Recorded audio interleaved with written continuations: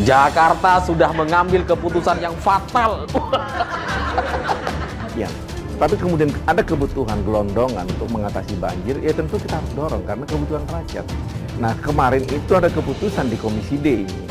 Di Komisi D kemudian memutuskan itu stop untuk pembangunan sumur resapan, alihkan untuk normalisasi. Jadi kita tidak menghentikan dana untuk mengatasi banjir, tetapi kita melihat bahwa ini tidak efektif. Saya cuma bilang republik ini kalau tidak berani pembuktian terbalik harta pejabat, selamanya Anda teriak nggak ada guna. Percaya sama saya deh, mahasiswa mau mati-mati pun berdarah-darah nggak ada guna. Ada unsur korupsi 5, sekian miliar. Kelebihan bayar pegawai, orang yang sudah pensiun dan meninggal tetap dibayar saja 800 sampai 900 juta. Ada lagi kelebihan bayar pengelolaan air limbah mencapai 1,5 miliar. Rapid test juga kelebihan bayar 1, sekian miliar. Mengapa para penegak hukum dalam hal ini KPK diam saja? Nah, kalau misalnya sumur resapan untuk mengatasi banjir itu sulit. Sumur-sumur resapan yang dibangun oleh Pemprov DKI ini lucu karena banyak dibangun itu di trotoar. Proyek bodoh dari Pemprov DKI Jakarta bikin sumur resapan di atas trotoar. Jalannya kan lebih rendah, bikin sumurnya di trotoar. Sehingga kita bertanya-tanya, ini air gimana cara masuknya? Tinggi permukaan tanah Jakarta sudah lebih baik dari sebelumnya. Buka data, datanya ada. Maksudnya permukaan dataran tanah Jakarta naik lagi? Sudah.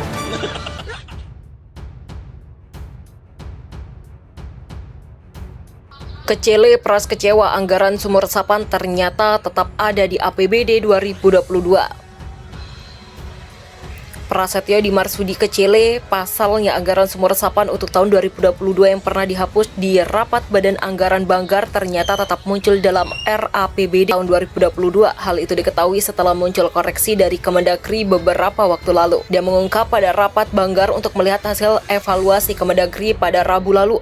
Pras mengaku kecewa di tengah forum Banggar. Saya menyampaikan bahwa saya kecewa sebab Pemprov DKI Jakarta baru memberikan dokumen hasil evaluasi tersebut pada tanggal 30 Desember. Sangat-sangat di ujung pergantian tahun katanya dalam keterangan pada Sabtu 8 Januari. Sementara kata dia berdasarkan peraturan pemerintah atau PP nomor 12 tahun 2019 tentang pengelolaan keuangan daerah, batas akhir pengembalian dokumen hasil evaluasi tersebut kepada Kemendagri hanya 7 hari kerja. Di aturan yang sama juga menyebut jika tidak ada kesepakatan maka akan ada sanksi penundaan atau pemotongan dana transfer umum, ujarnya. Karena adanya potensi ancaman pemotongan dana transfer umum itu, dia khawatir anggaran-anggaran untuk pembangunan prioritas justru terimbas pemotongan, misalnya anggaran pembangunan kantor kecamatan Mampang yang direncanakan mulai dibangun tahun ini.